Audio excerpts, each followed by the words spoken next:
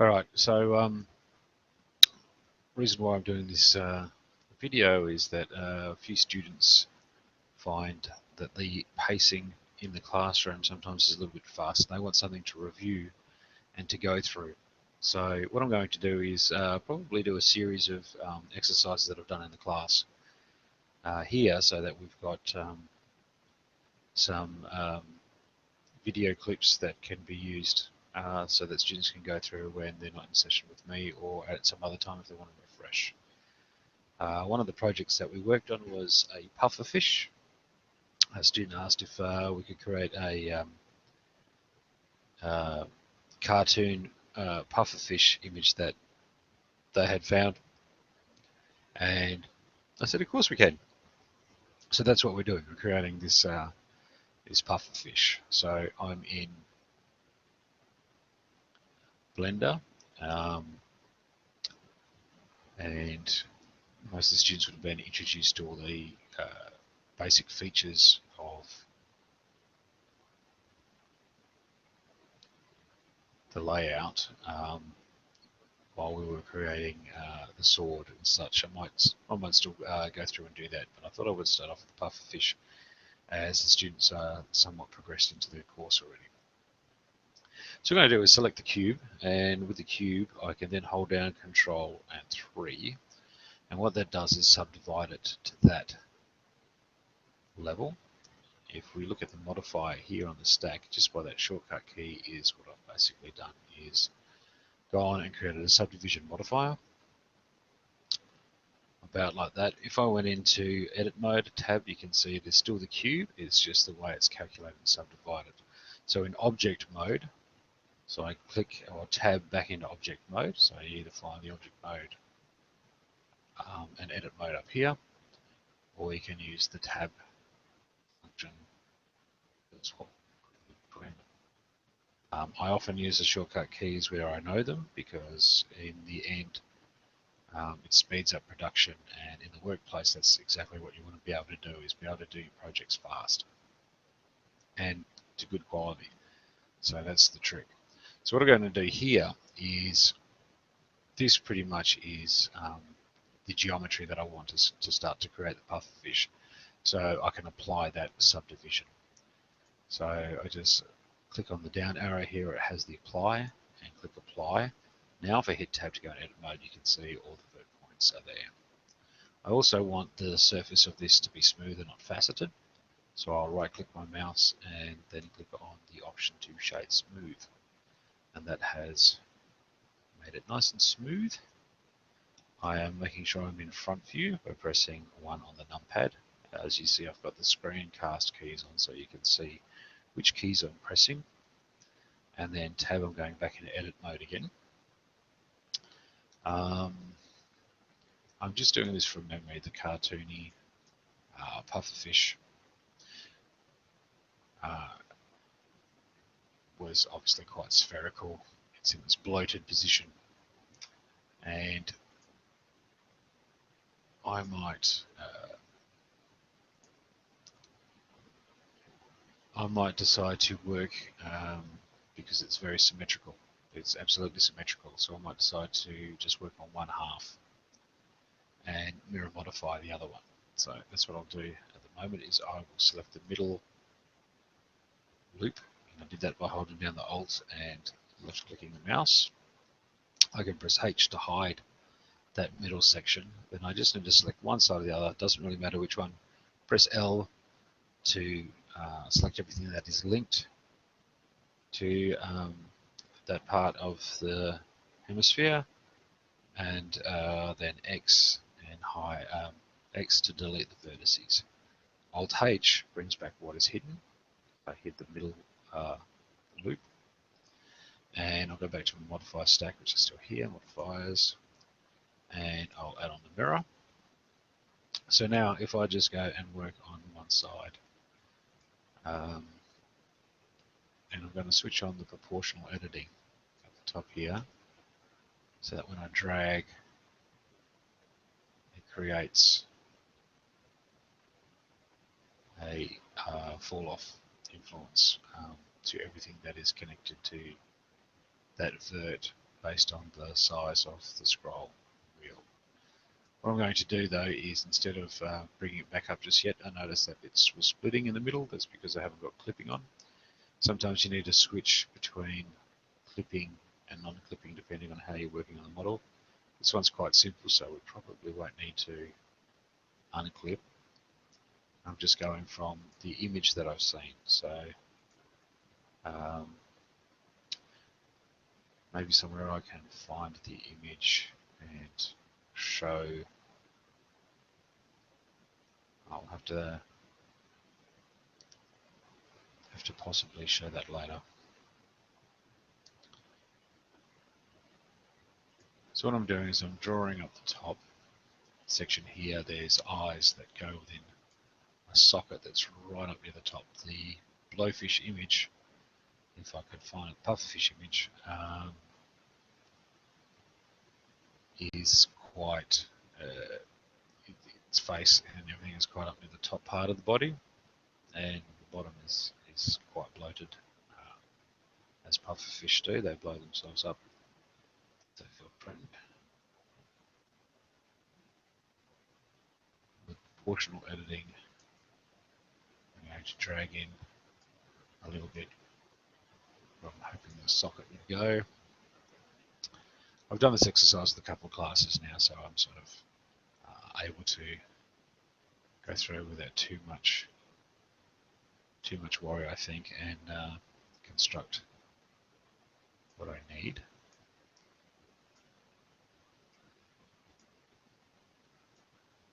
So I'm sliding some vertexes around to get a particular shape. This particular model had a little mouth segment. I'm just using extrudes to extrude it out, S to scale, E to extrude it back in. So it had like a little beaky mouth like that. Then it had some fins on the side here. So I've been working so far in vertex mode. I'm going to change to face mode, so I can select roughly where the fins are, and I'm going to scale them on the Y, because it needs to come out as a bit of a thin, and go on to it. I might just come in with wood to give it a bit more shape, something like that. Tail, tail. I'm sort of scaling it on the X.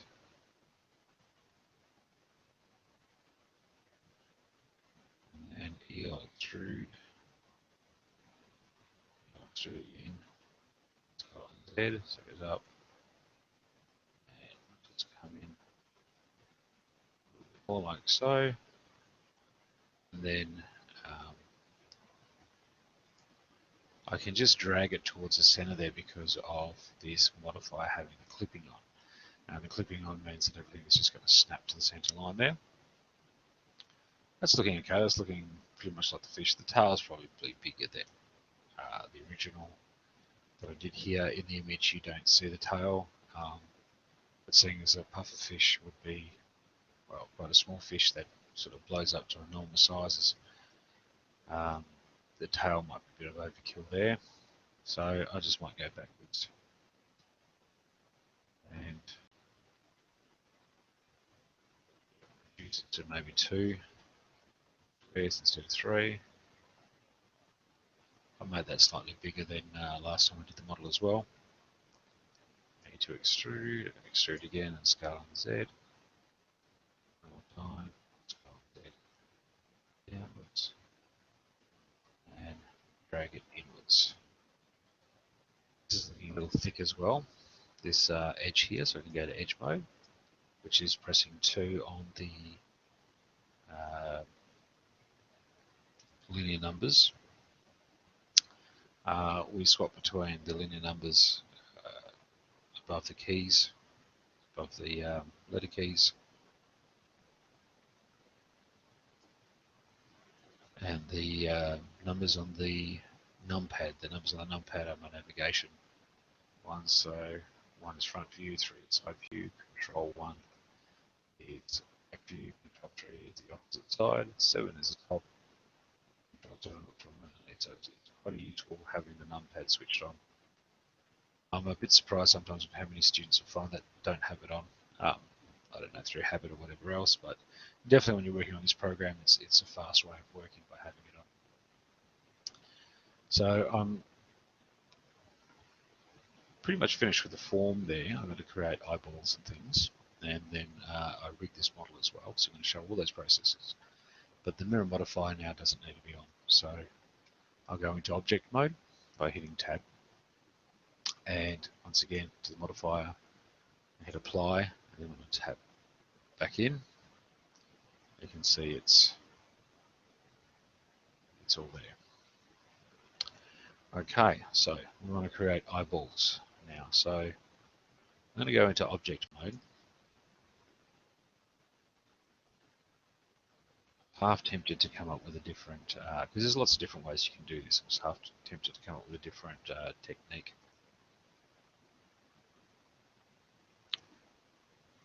But no, I'll stick to what I've done with everyone else, just for now. Select a UV sphere.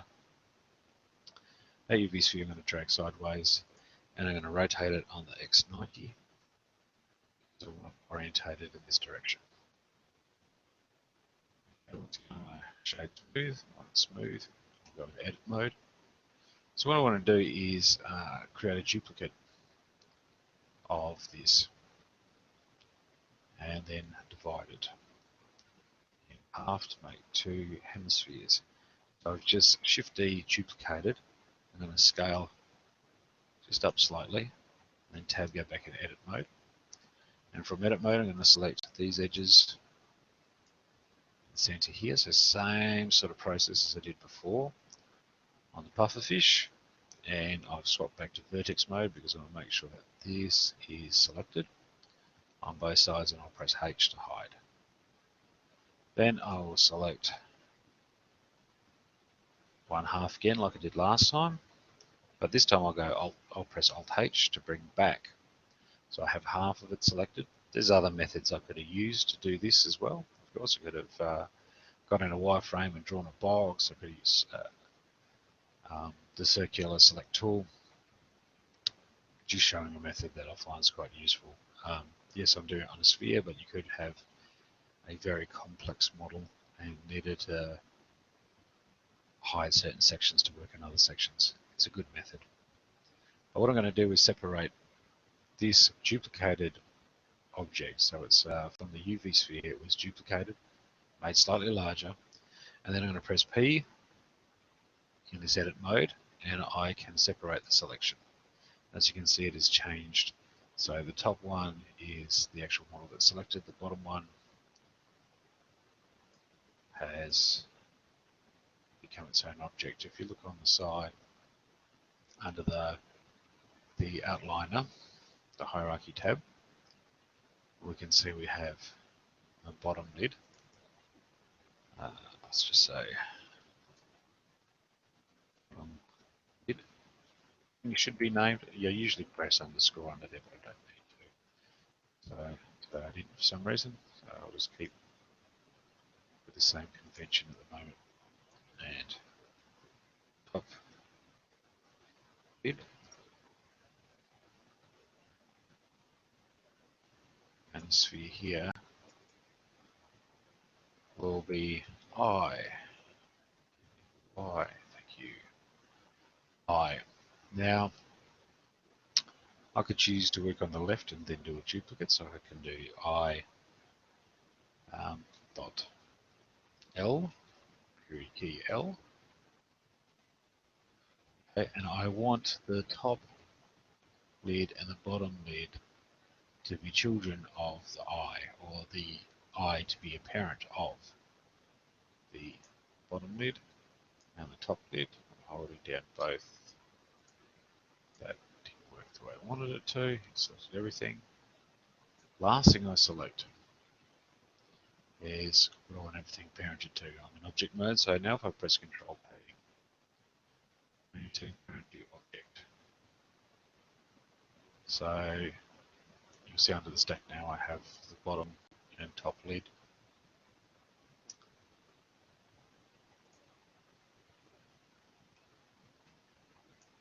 So I'm going to grab the top lid just to show you what we're going to set up here.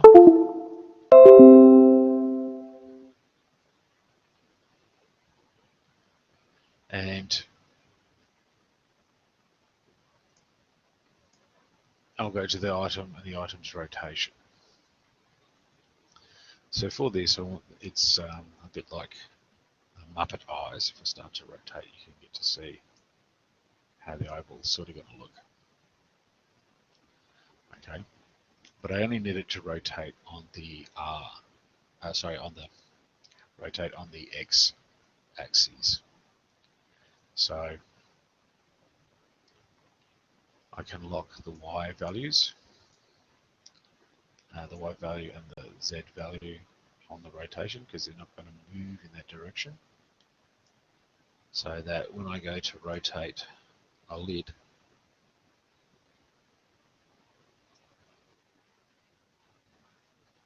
and you rotate it on the X rotation. Okay, so that's good. And now just selecting the eyeball itself, just to double check that everything's parented and is good, which it is, so that's good. I will now move this closer to the position I want and then scaling it.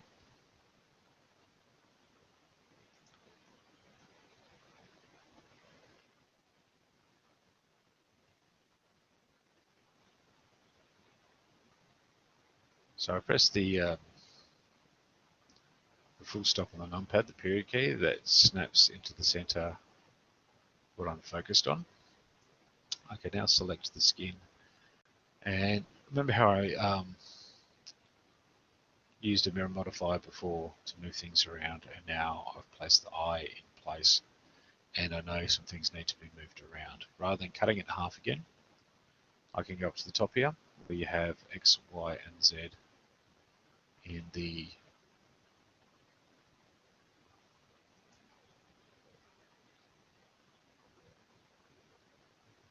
what looks like a butterfly divided in half, so it's a symmetrical value.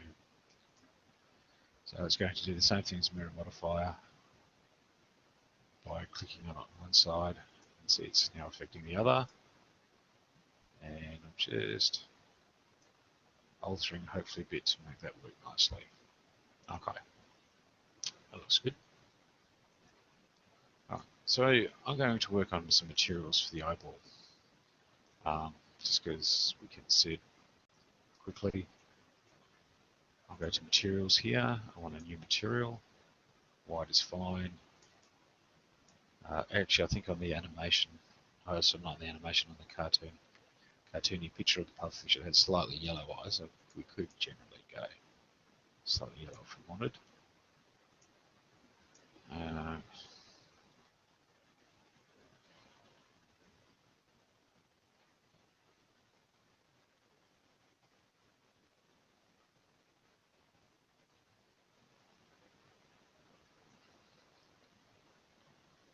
You can barely see, but there is a slight yellow. I'm going to go to my tools.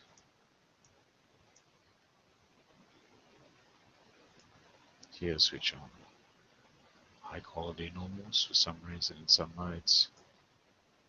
You need to do that in this build blender.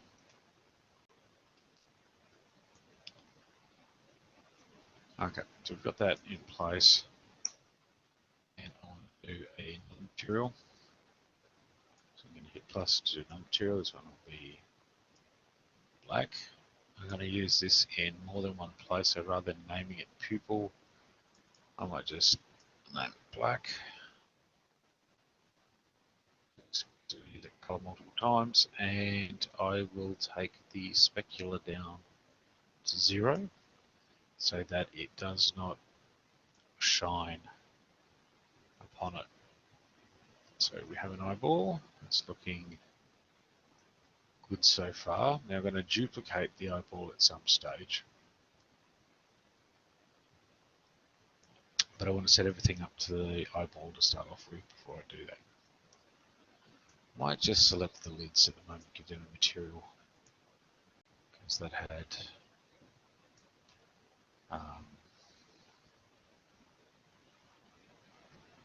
something similar to that colour. I'll just call that lid.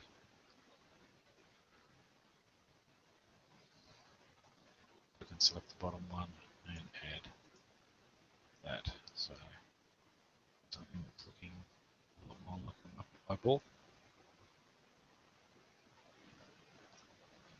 Okay.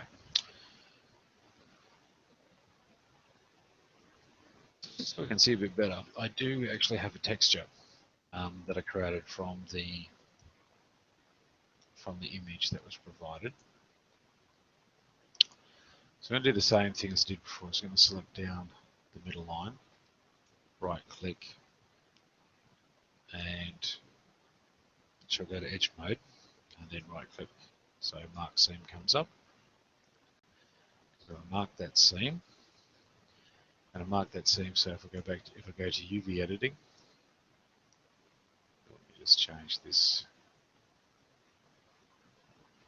here so we can see. Select A. It selects the original cube and tries to place it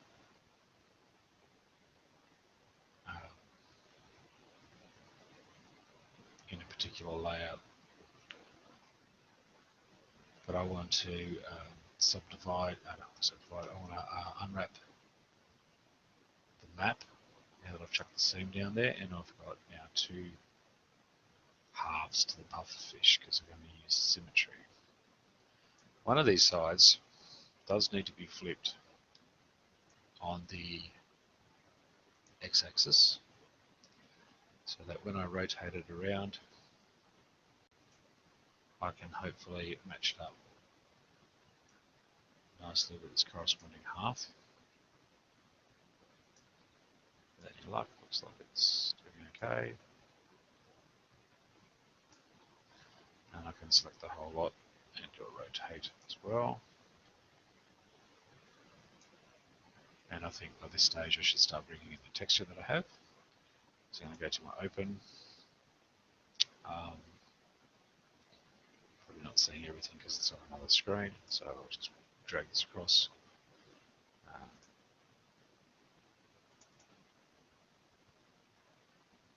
should have done all the navigation before you guys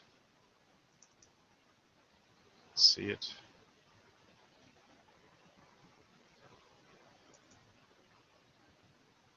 There it is. Go on, pufferfish skin. Ah, yeah. So here's the image of the pufferfish. If you can see that, that was given to me, and someone asked, "Can we do that?" And that's what I was saying before. You can see it's got yellow eyes. I'm going to select the skin texture that I made from that. I just took this into Photoshop and clone stamped, basically like a texture map, and I'll bring it in here, and you can see how it sits there. Now from the picture, I think there was more of this color tone was a bit more of this on the bottom and on the top, so that looks fine. And I need to give the fish skin itself a material. It seems to already have one. So from the base color, I can go to image, and because I've already brought this image in the system, I could go and find it through the file system this way, or just click on that.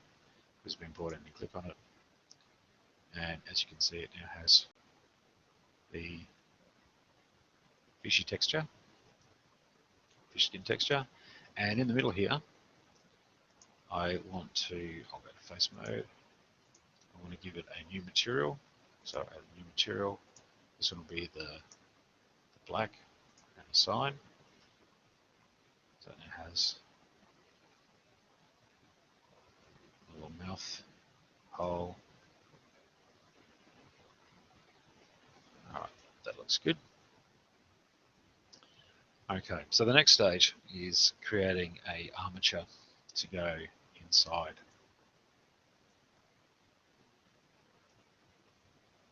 So I'll press, I don't need to be in this layout anymore, so I'll just go back to modeling layout.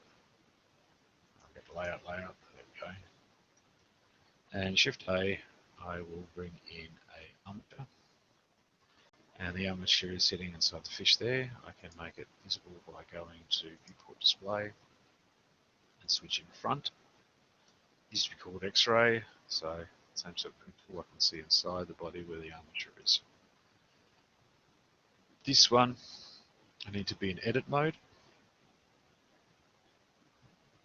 It's a common mistake for beginners to keep creating armatures instead of the one armature, which is what this needs.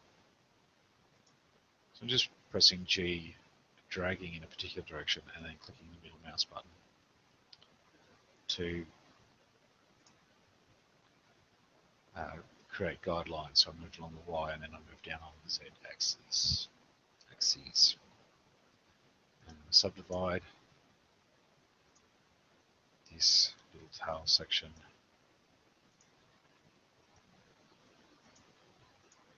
a couple times here,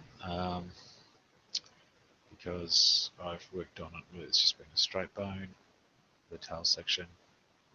This thing is a little bit more flexibility because I'm going to turn these bones into bendy bones. At the moment, its display is octahedral. And if I created a bendy bone from it, you won't see it just yet. So I usually change the mode to B bone so you can see it clearly. From there, I just went to the start or the head of the original bone I brought in, and I just pressed E to extrude so that it created the front one. And Shift A, I'm going to bring in a new bone. Like I said, it's all done in edit mode, so it's all part of the one armature. I said it's not uncommon for me to see multiple armatures start appearing because students just keep producing what they think are new bones, but they're actually producing new armatures. And so what I want to do is I want to position this. I want to position it on that side. No, I was going to do it on the other side, but just because this is where the eye is, I'm going to go through the same process. So just grabbing this bone and positioning it as close to where I want as possible. It doesn't have to be exactly on top because you assign the vertices, but when you're animating, it definitely makes it easier if it's aligned nicely to start off with. Helps with the deformations. Okay. So should be naming the bones as well. Go to the bone tab and we can name them. I will just call it this. One. Maybe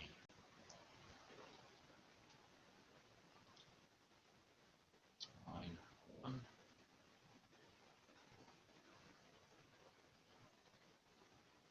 Line 2. And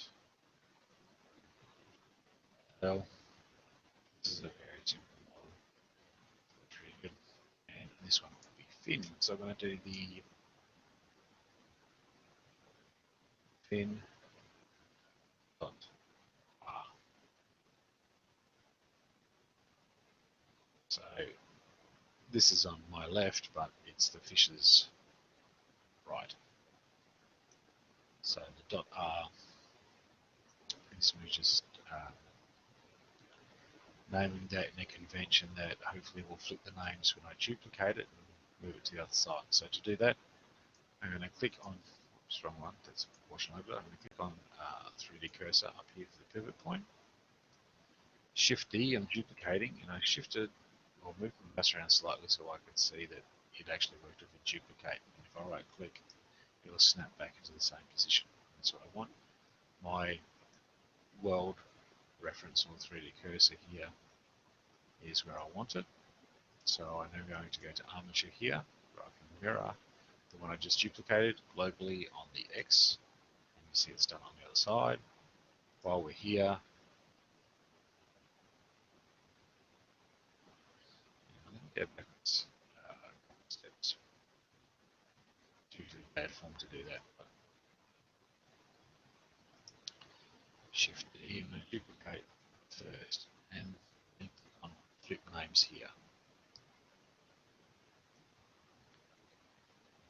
okay, that's a process that I just missed, so I just decided to do that. So it's been duplicated, then I can go to mirror globally on the X, it's gone to the other side, just to make sure I can switch on names as well to have a look. And for some reason my naming did not work. I thought I had named them, but mistake there obviously. That's okay, I'll just rename them in R. And if it had kept that name or remember that name, it would when I did a duplicate, it would have created a fin.l. But it didn't work for me, so I'm just going to type it in.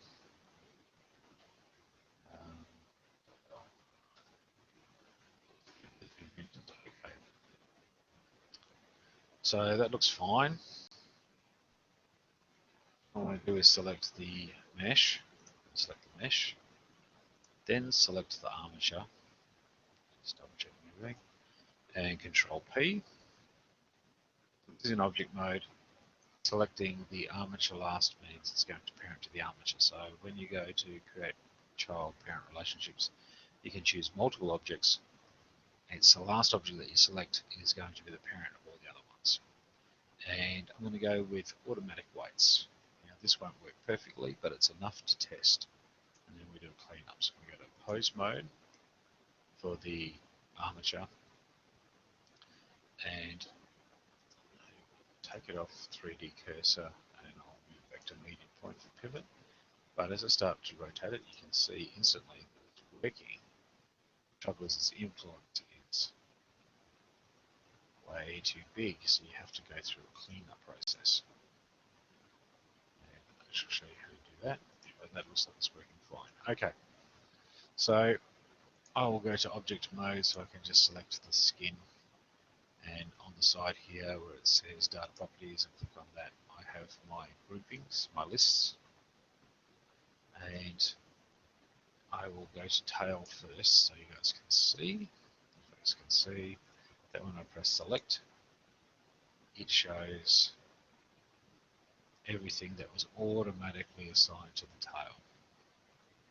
Alright, now it's not what I want, so I have to do a cleanup.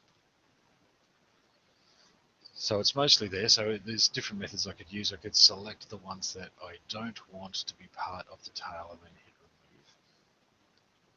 Or I can just remove the whole lot now. I know what geometry I'm working with.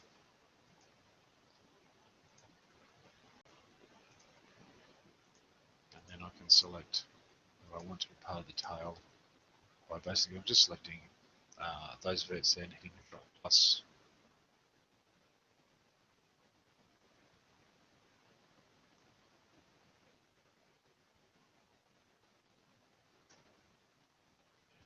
Plus again, and it looks like it has got everything that I want to be part of the tail. So I just then press assign.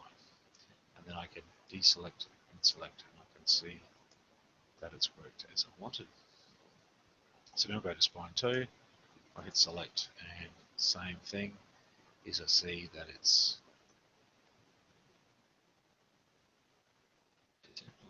terrible there, too much on top, and I don't want the tail part of it either.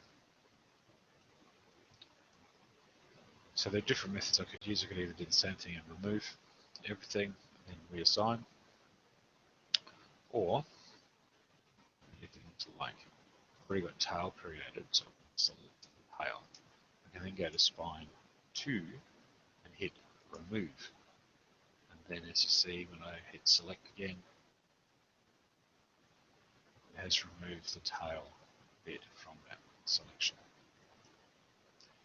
However, you want this section, so select them, go back and hit assign, and then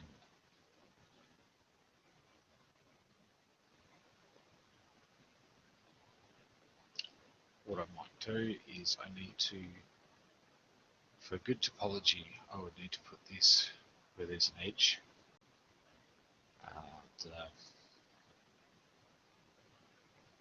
Actually, better wireframe. So I can see next to this line here is where I want to take this to, or I'll take it to this side. I'll take it this way.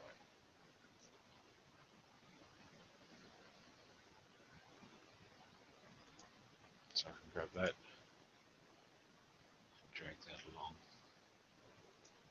there.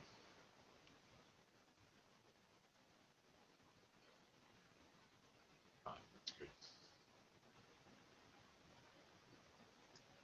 So I might grab that, press H to hide, press L here to select, try that again,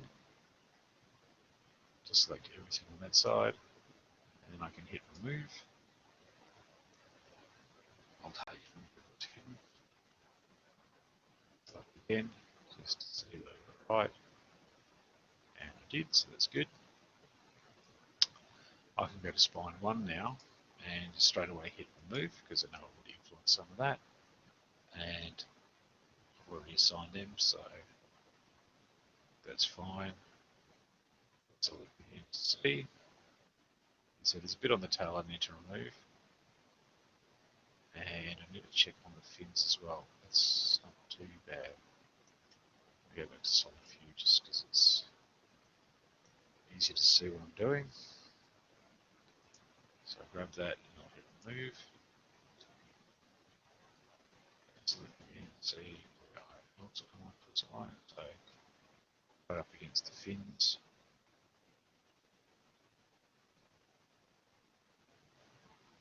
Looks like missing this part of the face. That's okay, so I can get there. Alright, that's looking good. So I can hide that. That way I can select that. Touch, back. Looks good, so I'll just hit assign and deselect. Alright, so it comes to the fin. I'll select, and you can see its influence is just massive. It's no good. So I'm going to remove, and I might just go to face mode for this one.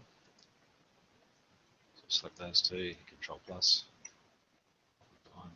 time, it's all good. And the last one, select, see how much it does, remove.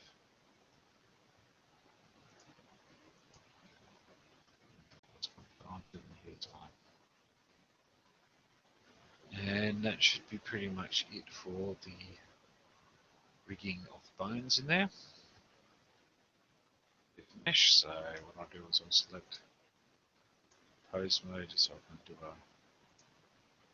do a test. It's looking okay. Okay.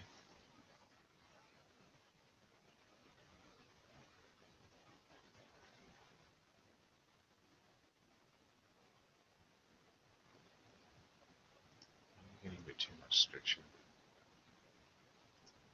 at the face.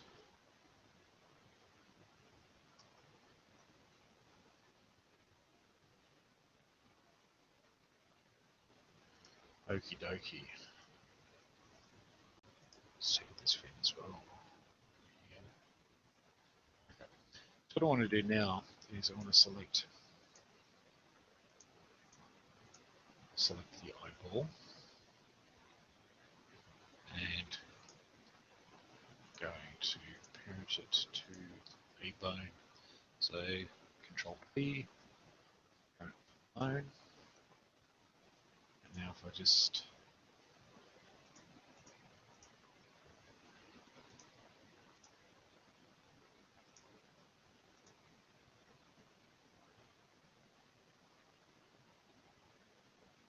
Alright, so I'm going to get some weird distortions here, so I'm going to find out what's influencing the rest of the mesh.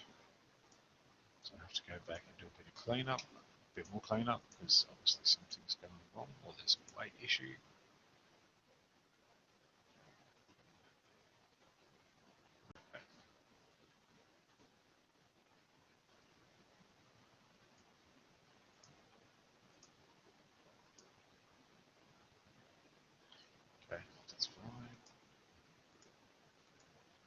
Aha. So what I'll do is I'll select spine 2, spine 1,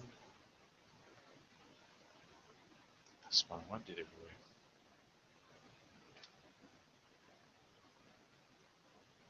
Okay, back to spine 1.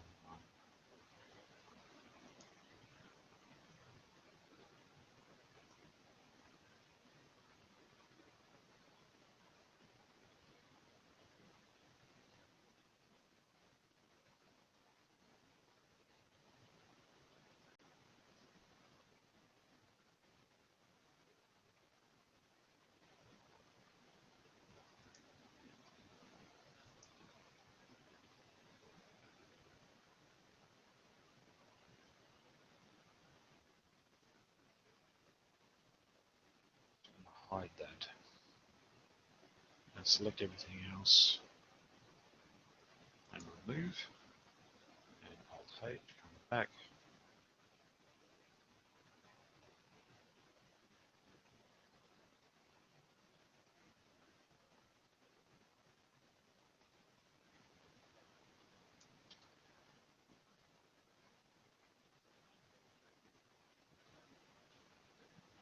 So the method I was going to use before was basically just selecting all of those and then go to face and just straight away remove. And you're lucky now. Let's select. It's almost there.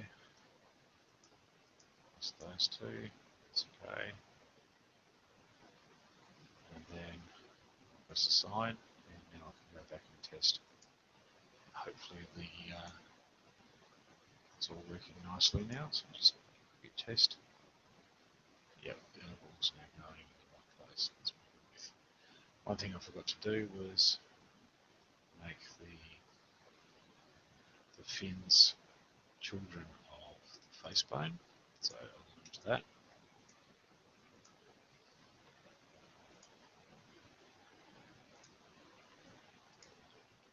So the parent of that fin is going to be the face. Go back to pose mode.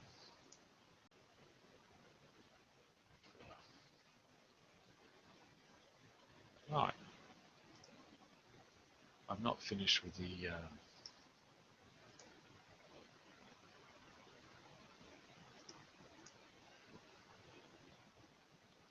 not finished with the eye just yet.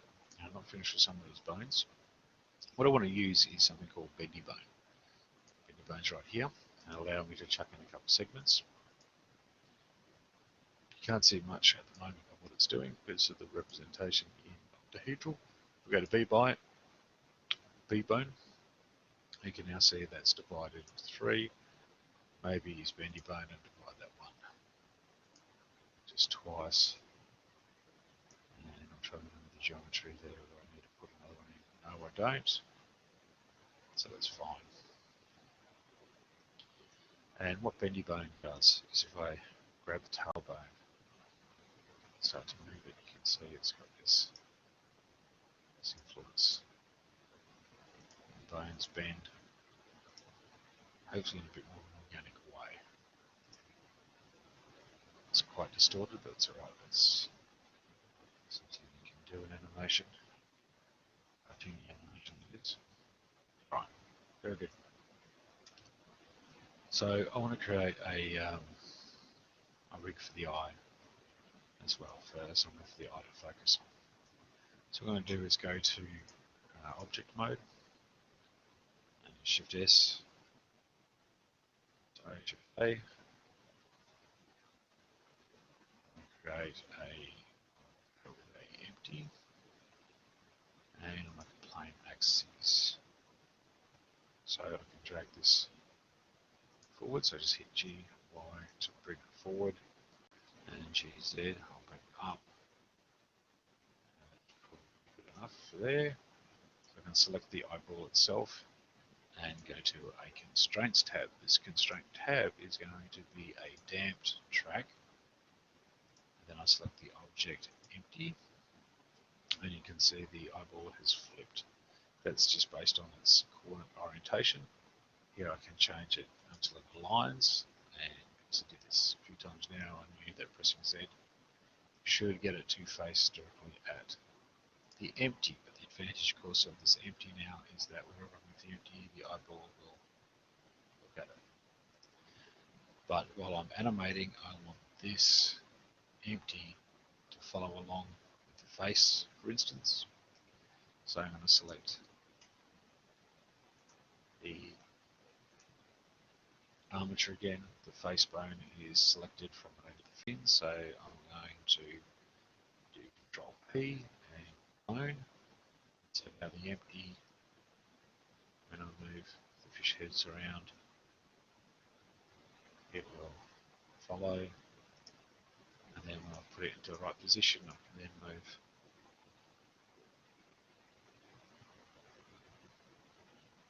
the eyeball. So now that that's done, I can make a duplicate.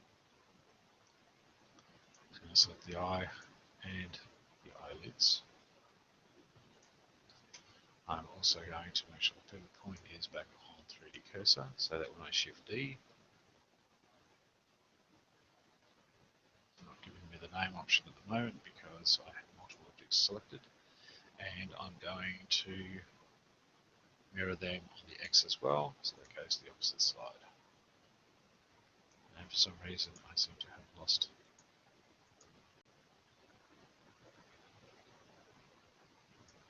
one of these, so make sure I just go backwards a bit easier.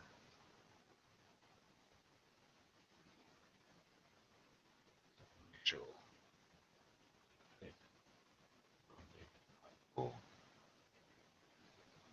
Shift D, and object mirror global X. That's better.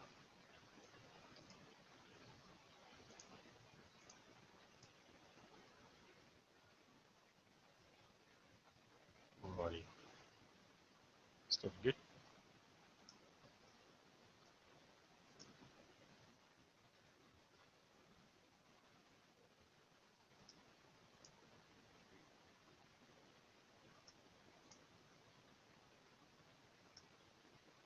Okie dokie.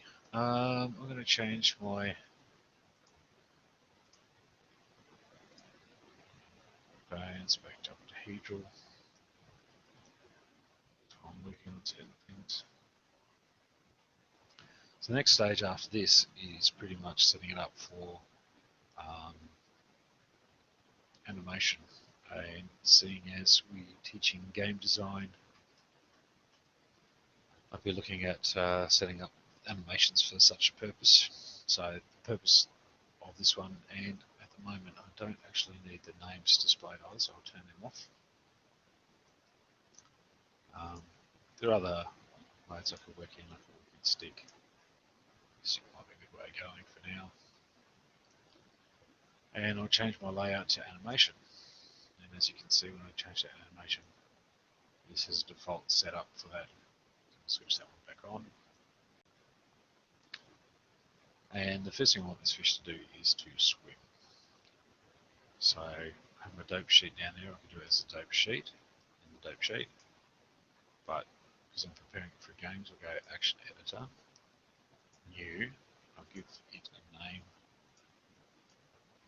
of swim, swimming forward. And I'm going to change this layout here to non-linear action. Right, so first thing I'm going to do is I'll go to top view, just to make it easy to see what I'm doing. And I'm going to press A to select everything, press I to set up my insert keyframe, which is going to be rotation.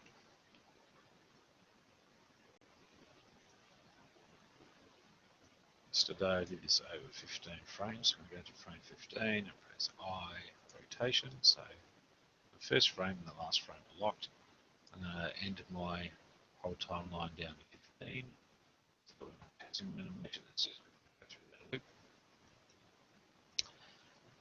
Yeah, that's good so far. So I'm going to go to 5. That's where I started getting my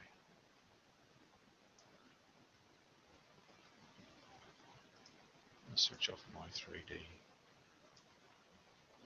pivot.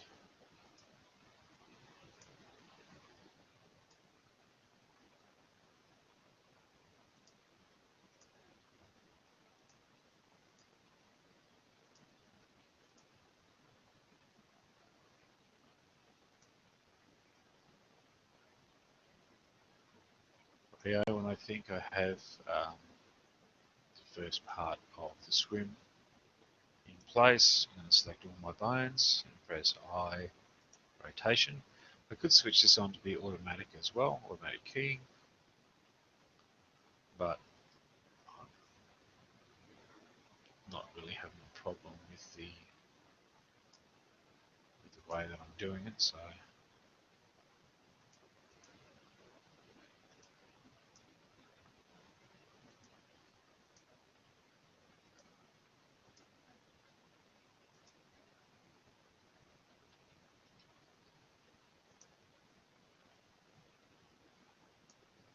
if I do a test now, swimming along.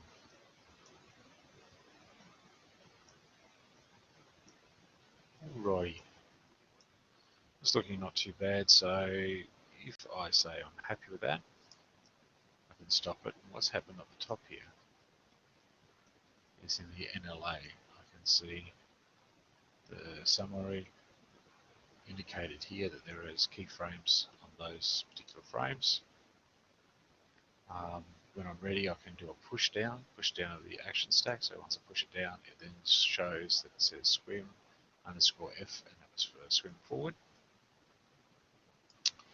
And what I can do now is create a new one. So I actually want the fish now to swim underscore L, swim to the fish to the left. So almost the same sort of setup is I want the tail section to be pretty much starting off almost in the same part of the swim, whether swimming forward or to the left or to the right. The starting position is pretty close to the same. But I am moving the head this time more around.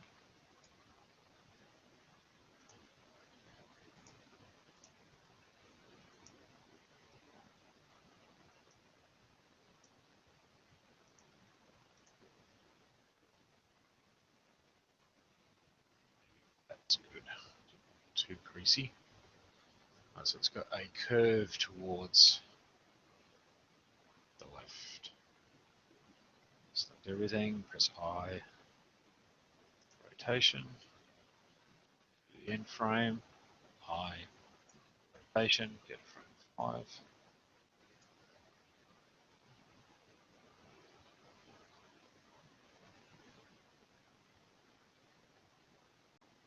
And I just realised I moved the tail into this position at frame 5, so I'm going to have to do a readjust on these bones here. So Alt R, I'm just going to clear the rotation. Keep the head facing that direction. And now I can select everything.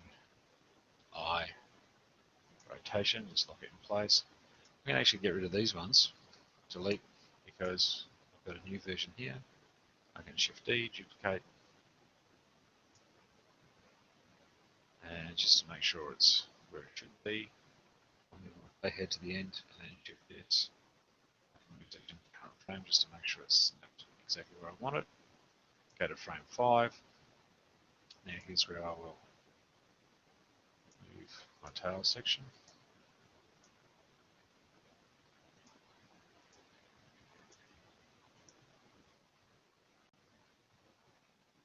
And I will move the head slightly so there's no still space in the animation. Please call it dead space or that still space is dead in animation until they started doing mocap and putting actors in suits. So I remember a famous character you might have heard of, which is Gollum. He's in his acting, he did a lot of pausing in his acting, which was a little bit unintuitive to a lot of animators at the time. Until they saw it on screen and realised that subtle movement worked really well, or almost lack of movement. So sometimes animation is being subtle as well. So just like that rotation in place while he's facing slightly to the left. You can always go back to a keyframe later if I need to make adjustments for fine tuning.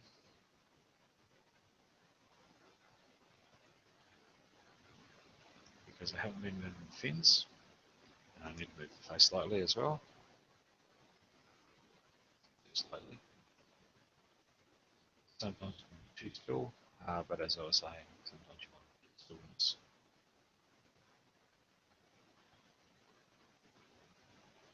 In some animations.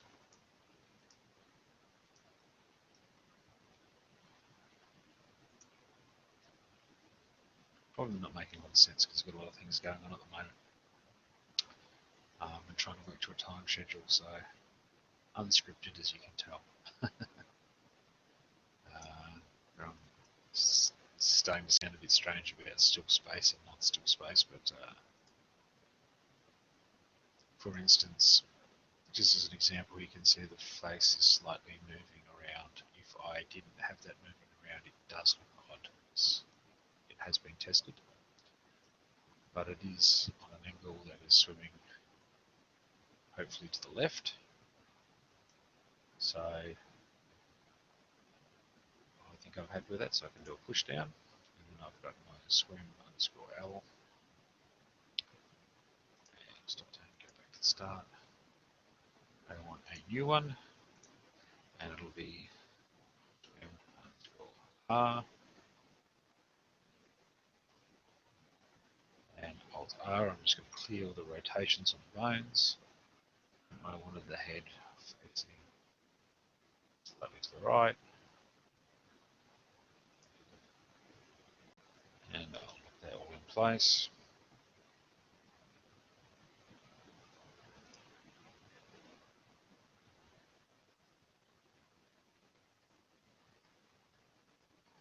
Okay, frame 5.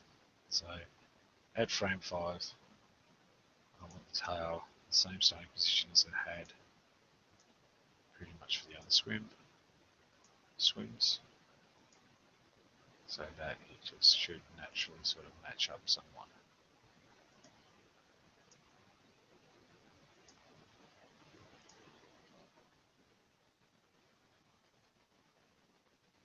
So a little movement in the head.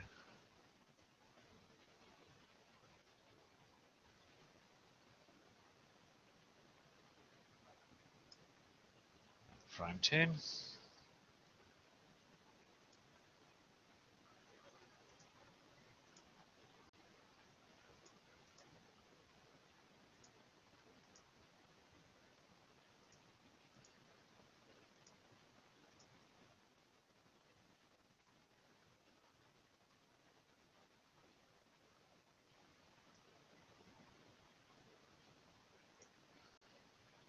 Okie dokie.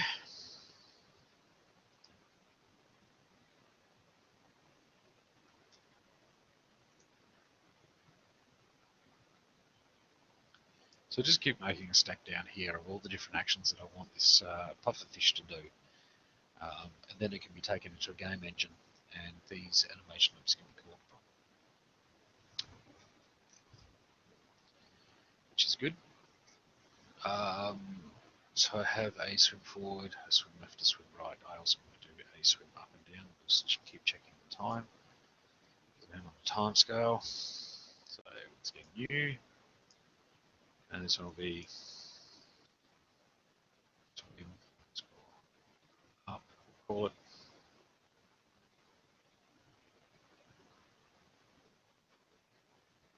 do the rotation. This time I'm going to go to side view. The fish is going to swim upwards, so I'm actually going to move its head up position, its tail downwards.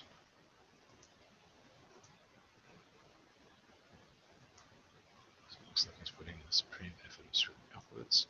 I might actually tilt the head up even a little bit more. I think I've got this room to do so. There we go. Just hold on. I lock in the rotation. Go to the end. I rotation. First frame, last frame, always making exactly the same. So when it does its animation loop, it doesn't get clicking or that sudden jumping that you might see in some animations that haven't done this process properly. Once again, I'm going to go to top view just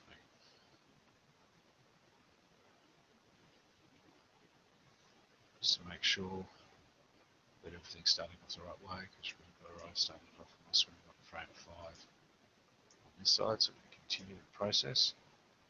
And I'm going to have a look, because I'm at a different angle now. You can see it's twisting. That's looking okay. I'll bring that down a little bit this time.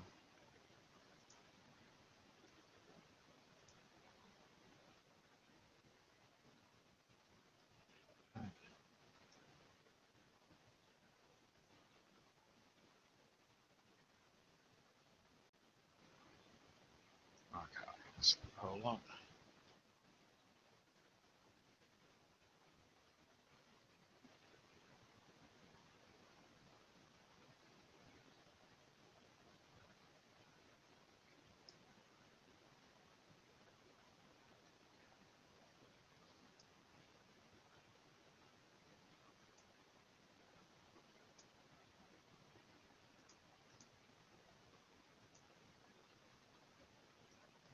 So, again,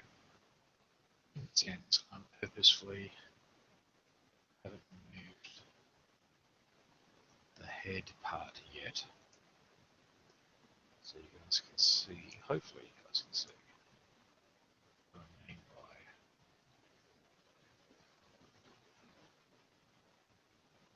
the head maybe being a bit too still. If you don't move that bone, so rotate it and hit play and have a look.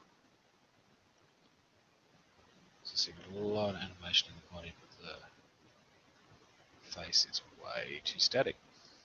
So what I can do at frame 5, come back in and say, oh, okay, that needed a little movement. So I'm just going to try and get a bit of crease out of the skin, and press I and lock that rotation.